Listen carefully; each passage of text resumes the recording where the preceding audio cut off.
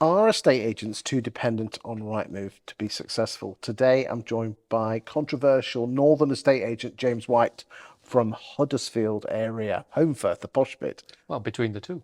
There you go. Are estate agents too dependent on RightMove? Talk to me.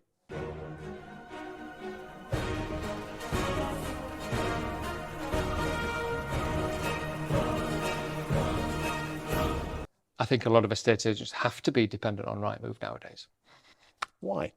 Well, if you think about a lot of the startup self-employed estate agents, they won't have a database of waiting buyers. RightMove has a database of waiting buyers. Zoopla has.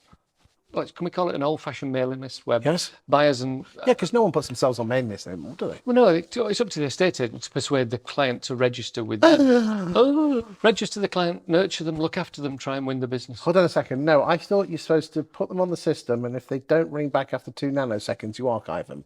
Or if I they thought don't view, or if they don't view anything within 3 weeks, then you archive them. Yeah, That's it, isn't it? that's what you're supposed to do, isn't it? Yeah, that's what you're supposed Estate to do, Agency 101. Yeah, Yeah, absolutely. there you go. Register everybody. Send them a matching email. If they don't view, take them off after 3 weeks. Yeah, that's it. That's how we do it. Yeah. That's estate agency.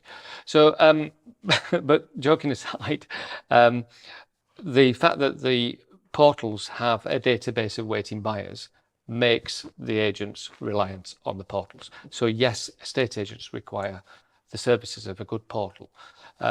All three? You mentioned RightMove. I think that the problem I have with RightMove, Zoopla, is that we tend not to get a lot of service for the amount of money that we pay. We get the annual, I like to call it the annual brick through the window, which is the inflation busting fee rise every year. We haven't spoken to you for a while, but... Yes, yeah. Well, I Oh, you get your calendar, though. Well, you Well, didn't get it last year, did you? is it a calendar? It is a calendar, isn't it? Yeah, I can't remember. Or you get a placemat for your cup sometimes, don't you? Yeah. But the last conversation I had with a senior director at RightMove, they said to me, "We've not been in touch with you. We can see for 3.5 years, but here's a 17.5% increase in your fees." Now that wasn't true. It was just I had a really good local rep who actually I've got to know, and he would keep in touch with me informally. So if they didn't fill in the system, then I can't be responsible for that. But it seems to be, I'll give you another example. Somebody else from RightMove, because I did a LinkedIn post about the 17% rise. And I got another area manager contact me in July saying, "I'd like to come and see you, take you out for a coffee." I said, "Well, I'm going on holiday for 10 days.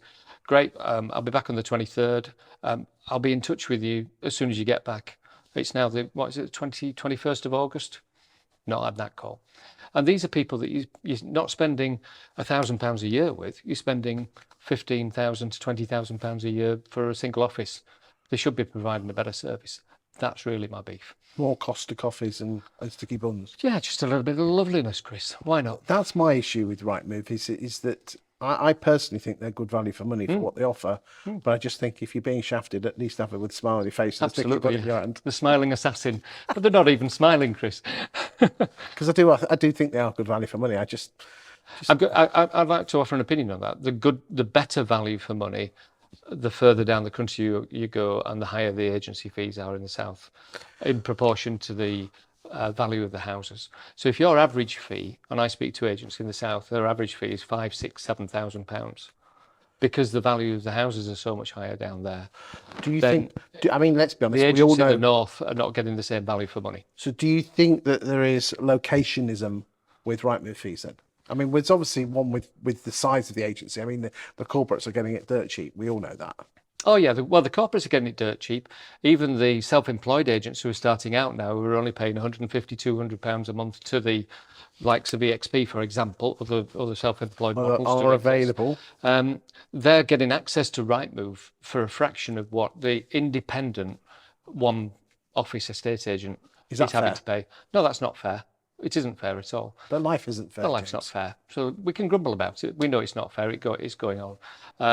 But I think the point about all of that is that the single office estate agent is carrying the burden for many different types of business, other different types of businesses. The question we said though is that are they over dependent? Yes or no? Yes. What's the answer? Sadly, it's going back in time, isn't it, really? being a little bit more What, old-fashioned in mailing lists and hot boxes? mailing lists, hot boxes. Why not? Oh, get me some smelling salts. Let's keep in touch with sellers, buyers in an old-fashioned way. You're more likely to win more As business. in, pick up the phone? Pick up the phone, meet them. Meet them at an appointment. Oh, dear. I'm sorry. No, I don't understand what you're talking about, mate. Yeah, absolutely. So it's interesting. Estate agencies evolved, hasn't it, in terms of technology? But actually, estate agency itself hasn't changed. Yeah, I agree. People haven't changed, and we're in the people It's a business. people business.